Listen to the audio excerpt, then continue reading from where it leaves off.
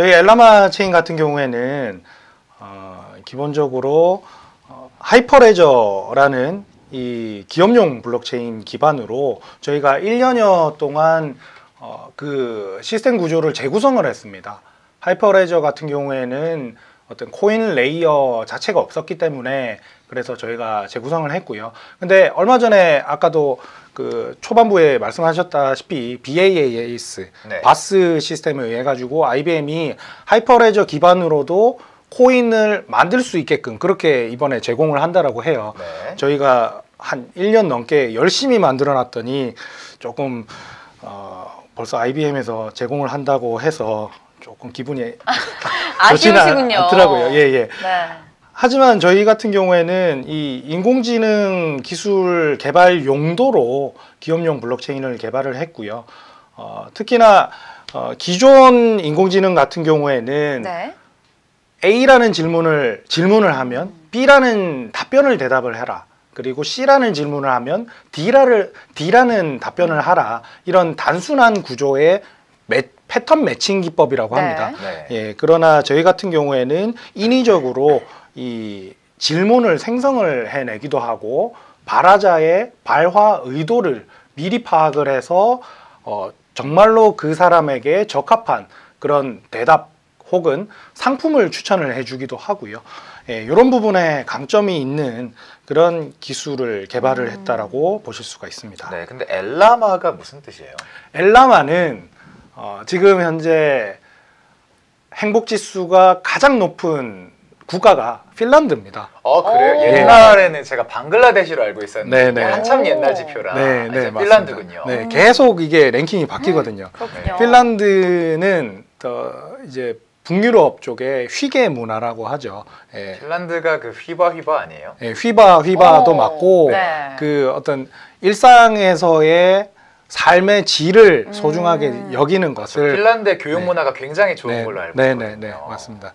그래서 핀란드어로 네. 삶이란 단어가 엘라마예요. 삶, 네. 라이프. 네네, 라이프가 엘라마고 네. 제가 생각할 때 이 삶이라는 단어는 사람과 사람이 엮여 있다라고 생각을 했어요.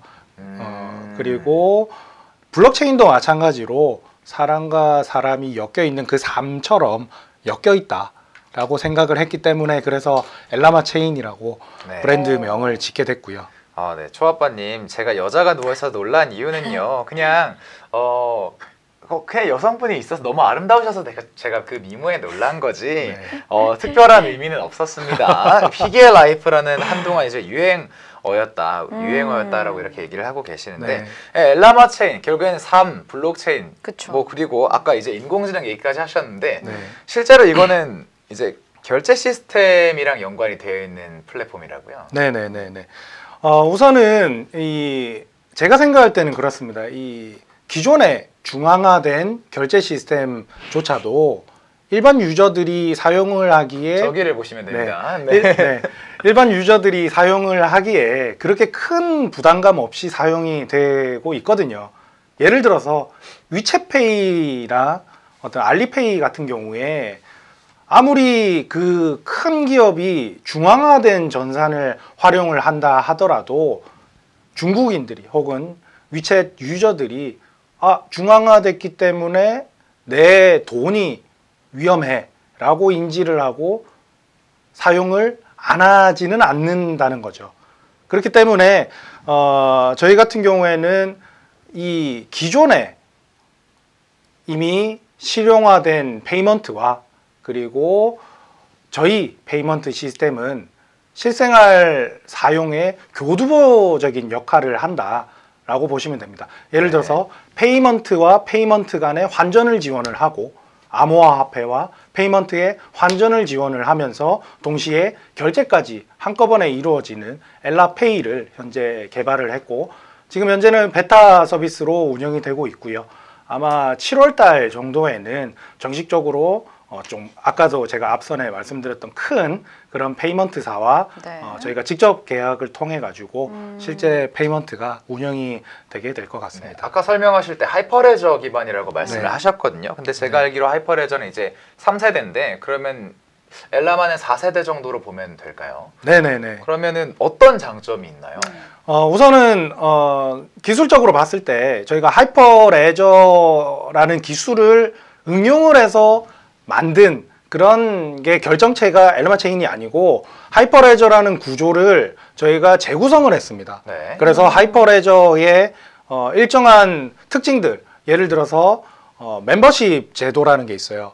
그래서 퍼블릭 블록체인 같은 경우에는 허가받지 않은 사람들도 그 네트워크에 참여를 해서 그래서 어떤 거래 내역을 검토를 한다라든지 이런 부분들이 가능한데 네. 하이퍼레저 같은 경우에는 허가받은 사람들 그러니까 그 이 오너십을 부여받은 사람만이 이 네트워크에 참여를 하고 할 수 있기 때문에 이런 부분은 저희가 차용을 했고요. 네. 하지만 기술적인 부분은 저희가 재구성을 하면서 저희 엘라코인의 생태계를 넣을 수 있도록 코인 레이어도 추가를 하는 등의 그런 굉장한 인고의 노력을 했습니다. 굉장한 인고의 예, 노력이요. 예. 네.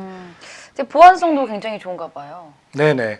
이게 사실 블록체인을 적용을 하고 싶어 하는 기업들이 이 블록체인의 필요성 혹은 뭐 왜 내가 사용을 해야 되냐 이런 당위성에 대해 가지고 잘 인지를 못 하시는 분들이 많아요. 네. 예를 들어서 저는 이런 표현을 많이 합니다. 우리가 집을 짓기 전에 아주 좋은 그런 비옥한 토양 위에 우리가 기둥을 세우고 지붕을 지어서 정문을 낸 다음에 그렇게 하나의 집을 만듭니다.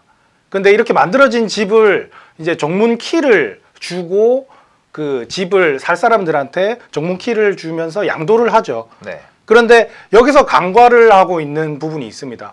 뭐냐면 그 집을 지은 사람은 백도어, 후문이라는 걸 만들어 놔요.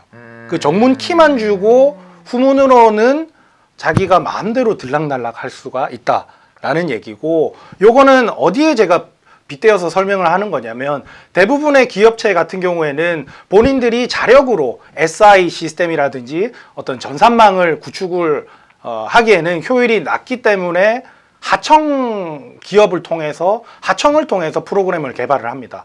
그렇다 보니 그 프로그램을 개발한 하청 업체라고 하면은 언제든지 백도어를 통해서 들락날락 할 수 있는 그런 내부 해킹에 대한 그 위협이 노출이 되어 있다라고 보실 수가 있고요.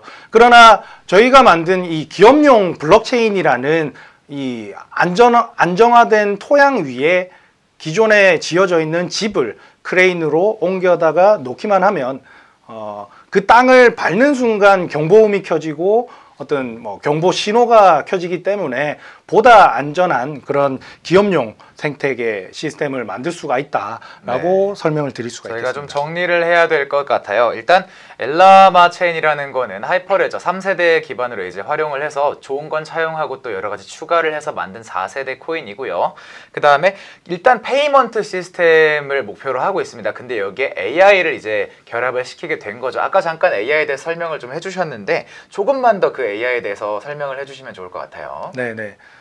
우선은 기존의 AI 같은 경우에는 물론 아마존의 알렉사라든지 뭐 구글의 구글 어시스턴트라든지 애플의 시리 등등 많은 상용화 레벨의 AI들이 있습니다. 그러니까 그런 AI들을 많은 분들이 사용을 해보시면 내가 질문을 하면 답변을 하는 수준, 딱 그 정도에서 이제 점점 더 고도화되고 있는 그런 상황이라는 거죠. 그 AI의 끝은 감성에 대한 교감이라고 저희는 생각을 했고, 네, 그래서 유저들과 보시면은 이 상황을 보시면 단순히 내가 질문을 하는 거에 답변을 하는 수준이 아닙니다.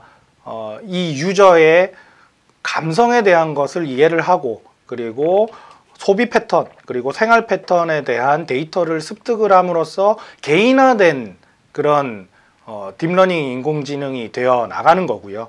이를 통해서 엘라 미션의 수행 그리고 엘라라는 우리의 인공지능과의 어떤 대화를 통한 친밀도 레벨을 상승을 시킬 수가 있게 됩니다.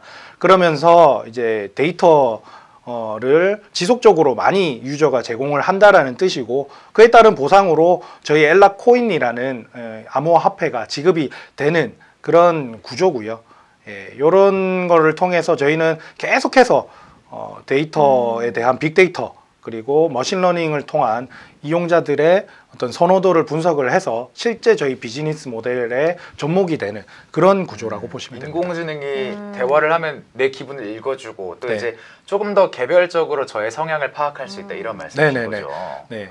사실 그게 가능하게 되는 부분이 이 감성이라는 부분은 사실 네. 정형화 시키는 혹은 그러니까 좀 더 풀어서 설명하면 숫자로 만들기에는 굉장히 어려운 그런 정성적인 수치라고 볼 수가 있습니다. 그렇죠. 네. 하지만 저희는 이스라엘에 저희 기술 파트너십 회사를 통해서 미국 기술 특허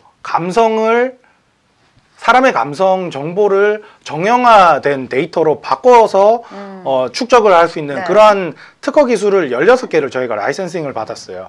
그러면서 저희가 일반 AI와는 전혀 차별화된 그런 감성 지능에 대한 코어를 미국 저희 엘라마체인 USA에서 개발을 할 수 있게 된 거고요. 네, 네. 그렇군요. 자, 그러면 이 데이터 구축 후에 이용자에게 보상으로 엘라 코인이 지급된다고 하셨잖아요. 예. 이 엘라 코인을 자세하게 설명 부탁드릴게요. 네. 우선 저희 엘라코인 같은 경우에는 저희가 그 결제 시스템에서 일부분입니다, 사실은. 엘라페이가 있고 엘라페이에는 3가지 포인트로 구성이 되는데 하나가 아까 말씀드렸다시피 실물페이, 위챗페이라든지 물론 지금 현재는 저희가 캐시비라고 하는 선불 충전 교통카드 그 포인트를 저희가 라이센싱 받아서 이미 차용을 하고 있고요. 위챗이라든지 알리페이 등 세계적인 그런 페이먼트가 하나의 포인트로 종류로 들어오게 되고 두 번째로는 암호화폐. 현재는 저희 엘라코인만 들어가 있습니다. 비트코인이라든지 이더리움 등등 정말 세계적인 암호화폐도 들어오게 될 거고요. 그리고 마지막 포인트는 실물 서비스, 실물 재화로 교환을 해주는 토큰입니다. 이런 토큰 등 이렇게 총 3가지로 분류가 되는데 여기서 저희 엘라코인 같은 경우에는 저희가 아까도 말씀드렸다시피 캐시비 라이센스를 가지고 있는데 요 선불 교통카드 시스템의 인프라가 현재 국내에만 10만 가맹점이 있어요. 이 10만 가맹점에서 쓸 수 있는 그런 통화로의 작용을 하고 그리고 이 가상화폐 같은 경우에 제가 생각하기에 가장 필요로 하는 곳은 이 외국인들이 한국으로 여행을 왔을 때 좀 더 필요하다라고 생각을 했기 때문에 중국인들을 상대로 저희의 이 유저층을 확보를 지속적으로 해 나가고 있습니다. 그렇군요. 네, 댓글 한번 읽어보겠습니다. 4세대라는 거에 되게 주목을 많이 하시네요. 네, 그리고 이제 인공지능 개발 중이라면 언제쯤 상용 계획을 세우고 계신지를 물어보셨는데 여러분 그거 알고 싶으시면 일단 좋아요 좀 누르고 시작을 하시길 바랍니다. 저희 좋아요가 4개밖에 안 돼요. 좋아요 안 눌러주시면 얘기 안 하실 거죠? 예, 그렇죠. 네, 빨리 좋아요를 누르거라. 여러분 좋아요를 빨리 눌러주세요. 아직도 안 눌러요? 숫자가 안 올라가고 있습니다. 엘라코인과 지금 인공지능 상용화 시기를 좀 여쭈어보고 싶은데 빨리 좋아요를 눌러주세요. 3초 세겠습니다. 3, 2, 1, 0. 자, 말씀해주세요. 네, 우선 저희 AI 엘라 같은 경우에는 데모가 5월 말 정도의 데모가 나오게 되고요. 네. 그리고 베타 오픈 같은 경우에는 올해 연말 정도 생각을 하고 있습니다. 저희 회사가 싱가포르의 재단 그리고 한국 법인 그리고 미국의 엘라마체인 USA 이렇게 총 3가지 법인으로 구성이 되고 있고요. 여기서 인공지능 개발 같은 경우에는 미국 버스턴에 있는 엘라마체인 USA에서 세계 유수의 인공지능 기술 개발자들이 현재 투입되어서 개발을 하고 있습니다.